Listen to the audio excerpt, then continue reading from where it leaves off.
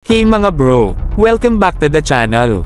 Ngayon, may exciting tayong balita tungkol sa ating Navy. Ang French destroyer Bretagne ay dumalaw sa Manila para sa isang 5 araw na port call, at malaking bagay ito para sa parehong French at Filipino navies.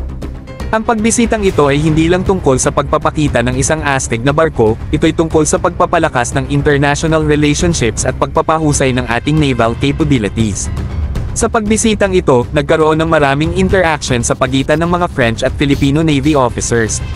Mahalaga ang mga engagement na ito para sa pagbabahagi ng kaalaman, strategies, at experiences. Isang pagkakataon ito para sa ating Navy na matuto mula sa isa sa pinaka-advanced na naval forces sa mundo at ipakita kung ano ang kaya ng Philippine Navy.